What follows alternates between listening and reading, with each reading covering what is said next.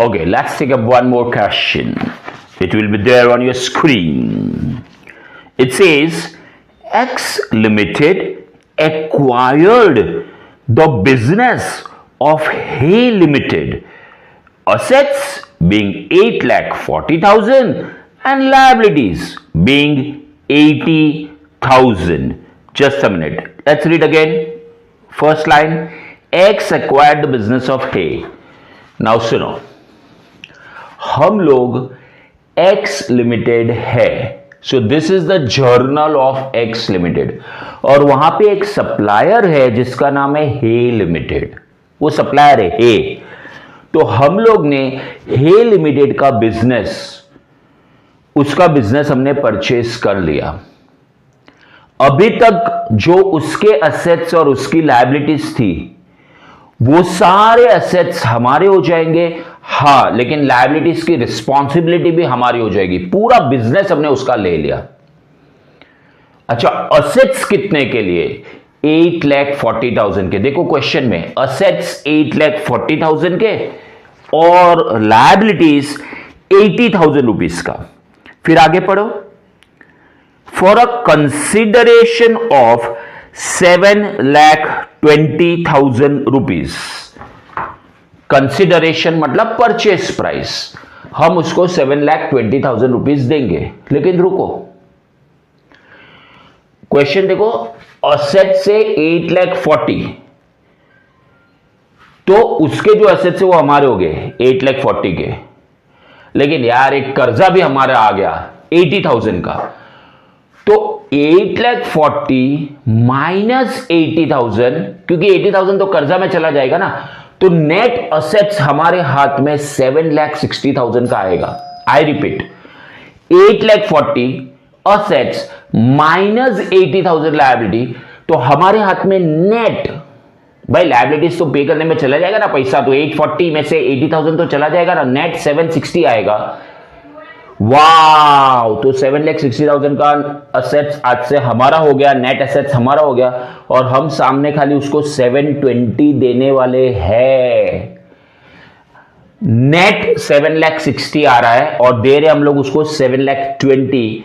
सो अपने को 40,000 का प्रॉफिट होने वाला है, और ये regular day to day profit नहीं है ना। ये गुड्स बेच के थोड़ी ना कमाया है, ये रेगुलर रोज थोड़ी ना हम किसी का बिजनेस परचेस करते हैं।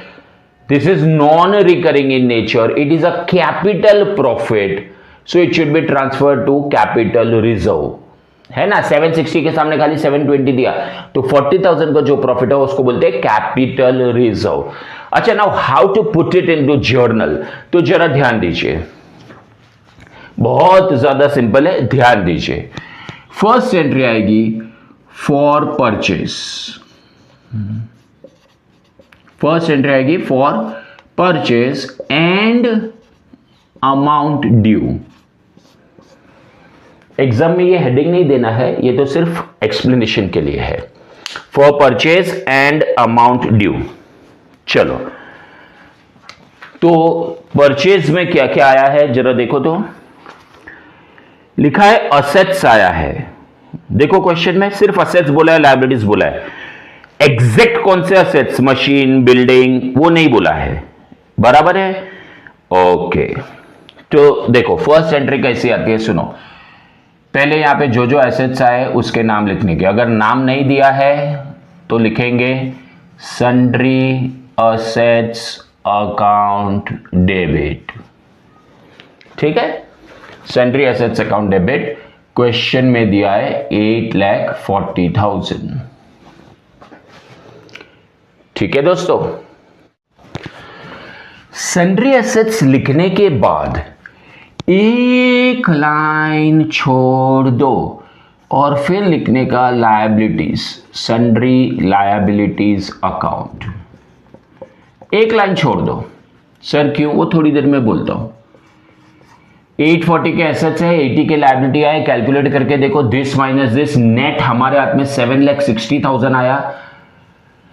तो हाउ टू राइट? पहले एसेट्स का लिस्ट बनाने का, अगर नाम नहीं दिया है एसेट्स का, लैंड है, मशीन है, क्या है, तो हम सन्ड्री एसेट्स लिख देंगे। तो पहले एसेट्स लिखो, फिर एक लाइन छोड़ दो, फिर लायबिलिटीज लिखो। लायबिलिटीज के नीचे सप्लायर का नाम लिखेंगे, सेलर का नाम लिखेंगे, जो कि इस क्वेश्चन में है हे लिमिटेड अकाउंट। और जो सप्लायर या सेलर होगा वो परचेज प्राइस से क्रेडिट होगा। परचेज प्राइस और कंसीडरेशन, कंसीडरेशन को परचेज प्राइस बोलते हैं। तो कितने में तय हुआ है उसके साथ? 7,20,000। ये फिक्स्ड पैटर्न है। एसेट्स का लिस्ट लिखो, एक लाइन छोड़ दो, फिर लायबिलिटीज, फिर सप्लायर। सर सप्लायर को क्या भाव से क्रेडिट करेंगे? जो भाव नक्की हुआ है वो भाव से। परचेज प्राइस दिया है क्वेश्चन में, कंसीडरेशन 720। इसका मतलब ये हुआ कि हे को हमने क्रेडिट किया, हे हमारा क्रेडिटर बन गया। Hey limited 7,20,000 I will pay you, you are our creditor. फिर हम पे कर देंगे तो उसको डेबिट करके कैंसिल कर देंगे, लेकिन वो पेएबल है, ड्यू है, हमें उसको 720 देना है।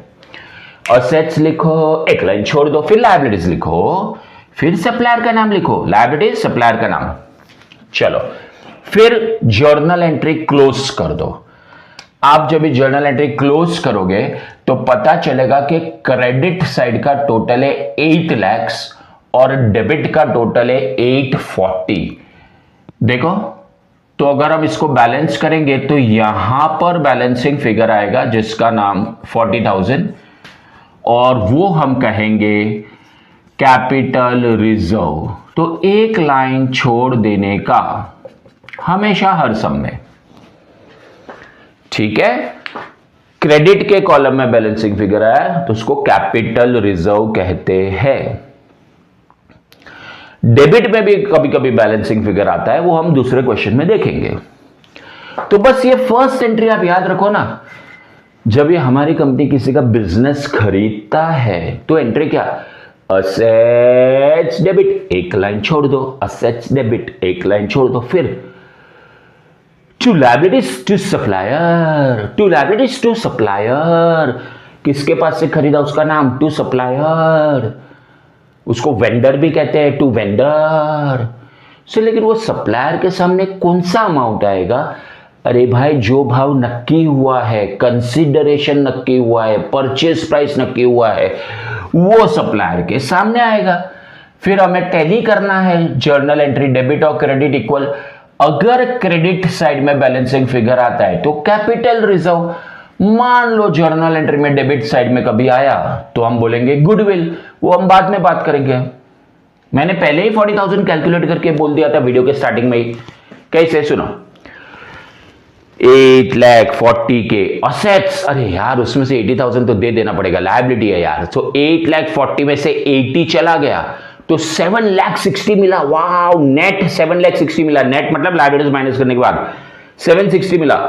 और सामने देना है 720 खाली, 760 के सामने 720। वाह, 40,000 कम देना है, 40,000 कम देना है, तो हमारी कंपनी को प्रॉफिट हुआ 40,000। ठीक है, चलो नरेशन में लिखेंगे बीइंग बिजनेस परचेस्ड। नरेशन में लिखेंगे being business purchased and amount due, and amount due to hey limited. ठीक है, I am sorry, I have to write in the debit and credit column because of the space constraint. Of course आपको exam में ऐसा नहीं लिखना होता है। अभी सेकेंड एंट्री, ये एंट्री है परचेज की और अमाउंट ड्यू। चलो अभी पे कर देते हैं अमाउंट। अभी आएगी फॉर अमाउंट पेड। चलो उसमें क्या करना है मालूम है? ये जो हमने सप्लायर को क्रेडिट किया था परचेज प्राइस से, जो प्राइस नक्की हुआ है भाई 720 में लेंगे 720, वो जो सप्लायर को हमने क्रेडिट किया था हे लिमिटेड को, बस अभी नेक्स्ट एंट्री में उसको हम डेबिट कर देंगे सेम अमाउंट से, क्योंकि अभी हम उसको पे कर देंगे। अगर कैश देने वाले तो टू कैश लिख देंगे, नहीं तो टू बैंक लिख देंगे। चलो यहां पर हमें कैसे पेमेंट करना है उसको पढ़ते आगे का क्वेश्चन। आगे का क्वेश्चन देखो, लिखा है second line somewhere in the middle, x limited issued 10% debentures of 100 at 10% discount. Oh, as payment of consideration. Purchase के सामने कैश नहीं दिया, चेक नहीं दिया, डिबेंचर्स दिया, लेकिन डिबेंचर्स जो दिया एट डिस्काउंट ऑफ 10%। नाउ मेरे दोस्तों, जब भी कंपनी डिबेंचर्स देती है, जब भी कंपनी डिबेंचर्स देती है, सप्लायर डेबिट के बाद वापस एक लाइन छोड़ दो। चलो डिबेंचर्स का परसेंटेज क्या है, उसका नाम क्या है, 8%, 9%, 10%, देखो तो 10% डिबेंचर्स। एक राज की बात बोलो, ये जो डिबेंचर्स अकाउंट होता है ना, वो हमेशा फेस वैल्यू पे आता है। सर एक लाइन यहां पे क्यों छोड़ने का भाई? अगर हमने डिबेंचर्स डिस्काउंट पे दिए हैं तो डिस्काउंट डेबिट आएगा, और अगर प्रीमियम पे दिया है तो टू प्रीमियम आएगा। ये एक लाइन में या तो डिस्काउंट आता है तो प्रीमियम आता है। सर इस क्वेश्चन में तो हम लोग डिस्काउंट पे देने वाले हैं, या तो डिस्काउंट या लॉस भी बोलते हैं, डिस्काउंट या loss on issue of debentures debit. ठीक है, तो ये फेस वैल्यू आएगा, ये डिस्काउंट आएगा, लेकिन कितना वो नहीं पता है, कितना नहीं पता है। सो सर सेकेंड एंट्री कैसी होती है? ये फर्स्ट में जो क्रेडिट किया है ना 720, वो ही डेबिट करना है। फिर डिबेंचर्स जब भी हम इश्यू करेंगे, एक लाइन छोड़ दो, या तो डिस्काउंट आएगा या तो प्रीमियम आएगा। प्रीमियम आएगा तो 2 में आएगा। सर हम लोग तो डिस्काउंट पे दे रहे हैं, हाँ तो डिस्काउंट आएगा, लेकिन एक चीज नक्की है कि डिबेंचर्स फेस वैल्यू पे आता है। सर लेकिन अभी ये दो अमाउंट कहां से आएगा बेटा? उसके लिए तो हमें नंबर ऑफ डिबेंचर्स ढूंढना पड़ेगा। चलो नंबर ऑफ डिबेंचर्स ढूंढते हैं। हमारी कंपनी सप्लायर को कितना डिबेंचर्स देगी सो दैट उसको 7,20,000 वर्थ के डिबेंचर्स मिल जाए? So number of debentures is equal to amount to be paid और परचेज प्राइस और कंसिडरेशन, सब एक ही बात है, divide by issue price per debenture. Per debenture, what is the issue price per debenture? Issue price also called as agreed value per debenture. Okay? हमारी company ने बोला कि हम आपको 10% डिस्काउंट पे देंगे। हमारी कंपनी ने बोला हम आपको 10% डिस्काउंट पे देंगे। ठीक है, चलो तो amount to be paid, purchase price, consideration. Sir 7,20,000 देना है, और हमारा एक डिबेंचर कितने का है? सर वैसे तो 100 का है, लेकिन वो लोग ने बोला है कि it is going to be issued at a discount of 10%। 10% कम भाव में दे देंगे। डिमांड में नहीं होगा हमारा, कंपनी कम भाव में दे रहे हैं, 90 के भाव में। तो 7,20,000 रुपीज उसको पे करना है, और हमारा एक डिबेंचर 90 का है। अगर हम देखेंगे तो 8,000 डिबेंचर्स हम उसको देंगे ऑफ 100 एट 90। सो 8,000, लेकिन वैल्यू है उसका 90। सो 8,000 इंटू 90 उसको 7,20,000 मिल जाएगा। तो 8,000 डिबेंचर्स इंपॉर्टेंट है ऑफ 100, क्वेश्चन में दिया देखो ऑफ 100। ये 8,000 डिबेंचर्स लाने का दूसरा भी एक तरीका है दोस्तों। हमारी कंपनी का एक debenture is worth, sorry to say but it is worth only 90 rupees. One debenture of our company is worth 90 rupees, क्योंकि हम लोग ने डिसाइड किया हम तेरे को 10% डिस्काउंट में दे देंगे। क्वेश्चन में दिया है मतलब 100 का चीज हम तेरे को 90 में दे देंगे। तो एक डिबेंचर हमारा 90 रुपीज का है, तो हम कितने उसको डिबेंचर्स देंगे, कितने डिबेंचर्स देंगे सो दैट हम उसको 7,20,000 रुपीज का कंसिडरेशन फुलफिल करके दे सके। फिर हम क्रॉस मल्टीप्लाई करेंगे 7,20,000 इंटू 1/90। 7,20,000 इंटू 1 यानी 7,20,000 डिवाइड बाई 90, यही आ गया, सेम चीज है। 8,000 डिबेंचर्स देंगे, 100 वाले, देखो लिखा है 100 वाले एट 90। चलो अभी ये भरते हैं। हाँ, तो डिबेंचर्स का ऑलवेज फेस वैल्यू पे 8 लाख। अभी देखो डिफरेंस आ जाएगा, डेबिट में कम पड़ रहा है, देखो डेबिट कम पड़ रहा है, हाँ तो 80,000 डिस्काउंट। तो वो तो हमने पहले से ही लिख दिया है, डिस्काउंट डेबिट पहले से ही लिख दिया है क्योंकि एक्सपेंस है। सर ये 80,000 कहां से आया? अरे क्या बात कर रहे हो, 8,000 डिबेंचर 90 में दे दिया, सो 10 रुपए का लॉस। 8,000 डिबेंचर 10 रुपए का लॉस, सो 8,000 इंटू 10 हो गया। बीइंग अमाउंट पेड, ऊपर था अमाउंट ड्यू, अभी है अमाउंट पेड। तो 2 जर्नल एंट्रीज आती है। हमारी कंपनी ने किसी का बिजनेस खरीदा, तो फर्स्ट एंट्री इज असेट्स के नाम लिखने के। फर्स्ट एंट्री में ऑल असेट्स डेबिट, अगर नाम नहीं दिया तो सन्ड्री असेट्स डेबिट, एक लाइन छोड़ दो, फिर सन्ड्री लायबिलिटीज और सप्लायर, एक लाइन छोड़ने के बाद 2 sundry liabilities 2 supplier, 2 sundry liabilities 2 supplier, सब लायबिलिटीज के नाम लिखने के 2 सप्लायर। ये क्वेश्चन में दिया हुआ है, सन्ड्री लायबिलिटीज क्वेश्चन में दिया हुआ है, और सप्लायर का नाम है supplier should be credited with, यहां देखिए परचेज प्राइस, ये परचेज प्राइस है। कंसिडरेशन, ये कंसिडरेशन बोलते हैं इसको, ये भी क्वेश्चन में दिया है। फिर जर्नल एंट्री को क्लोज करो, ये साइड बैलेंसिंग फिगर आया, क्रेडिट में आया तो कैपिटल रिजर्व, डेबिट में आया गुडविल, वो मैं बाद में बोलूंगा, फिलहाल कैपिटल रिजर्व। फर्स्ट एंट्री हो गया। सेकेंड एंट्री, इधर देखो, फर्स्ट एंट्री में 2 supplier with the purchase price also called as consideration, 2 supplier. Next entry पे सप्लायर डेबिट, सेम अमाउंट है, सप्लायर डेबिट।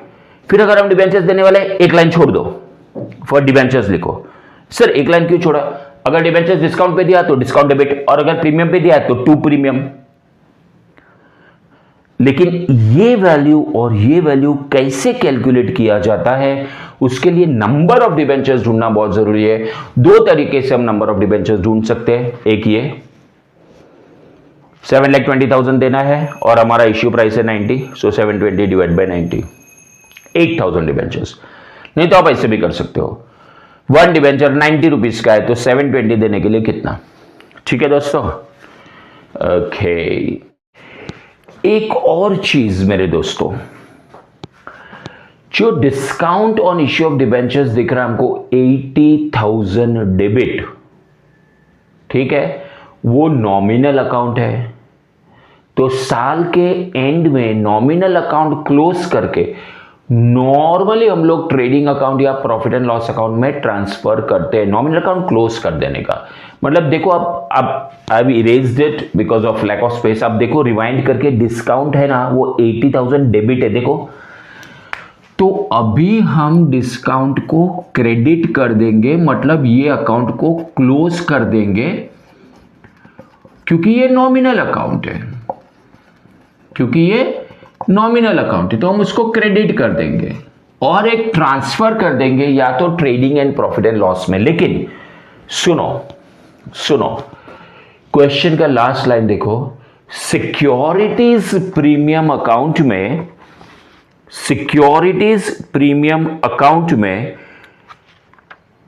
1 लाख रुपीज है। तो ये जो डिस्काउंट है यानी कि लॉस है मेरे दोस्तों, लॉस या discount on issue of debentures, ये हम पहले सिक्योरिटीज प्रीमियम अकाउंट में से लेंगे और फिर अगर बैलेंस कम पड़ा तो ही हम प्रॉफिट एंड लॉस अकाउंट में लेंगे। हाँ दोस्तों, ये discount on issue of debentures का मतलब होता है कि आज जब भी हमने डिबेंचर्स इश्यू किया तो कम भाव में देना पड़ा। अरे भाई, कंपनी के हालचाल कुछ ऐसे होंगे, कंपनी अच्छा नहीं चल रहा होगा या डिबेंचर्स का भाव कम है, मार्केट डाउन है, वॉट एवर, डिस्काउंट पे दे दिया आज, तो हमें लॉस हुआ है 80,000 रुपीज का। ये नॉर्मली P&L में जाना चाहिए, लेकिन सुनो, आज हमने डिस्काउंट पे दिया, आज हमें लॉस हुआ, लेकिन हो सकता है कि पास्ट में हमारी कंपनी खूब अच्छा कर रही थी, मार्केट बहुत अच्छा चल रहा था, तो पास्ट में हम लोग ने लोगों के पास से जब इश्यू किया था ज्यादा पैसा कलेक्ट किया होगा, सिक्योरिटीज प्रीमियम कलेक्ट किया होगा, प्रीमियम पे दिया होगा, तो पास्ट में कुछ इनकम हुई होगी इश्यू के टाइम, पास्ट में जब इश्यू किया होगा लोगों से ज्यादा पैसे कलेक्ट किया होगा। आज हम डिस्काउंट पे दे रहे हैं, लेकिन हो सके तो ये जो लॉस और डिस्काउंट हमारे सम में जो है उसको पहले सिक्योरिटीज प्रीमियम अकाउंट से एडजस्ट करने का है हमारे पास, तो 1 लाख। तो मेरे दोस्तों, सिक्योरिटीज प्रीमियम अकाउंट को डेबिट करने का प्रॉफिट एंड लॉस अकाउंट को डिस्टर्ब मत करो, क्योंकि ये दोनों का नेचर एक ही है। आज हमने कम कमाया लेकिन पास्ट में ज्यादा कमाया था, तो दोनों को सेट ऑफ कर दो। सुनो, नॉर्मली हम नॉमिनल अकाउंट को P&L में ट्रांसफर करते हैं, लेकिन P&L को डिस्टर्ब मत करो। अगर सिक्योरिटीज प्रीमियम है आपके पास तो उसको डेबिट करो। तो उससे क्या होगा कि आपने इस साल के P&L अकाउंट को डेबिट नहीं किया, तो इस साल का प्रॉफिट को डिस्टर्ब नहीं किया, नहीं तो हमारा प्रॉफिट कम हो जाएगा, शेयर होल्डर्स में नाम खराब हो सकता है। सो लॉ सेज के discount should first be debited with securities premium account, और बाय चांस अगर कम पैसा पड़ता है तो ही P&L को डेबिट करो।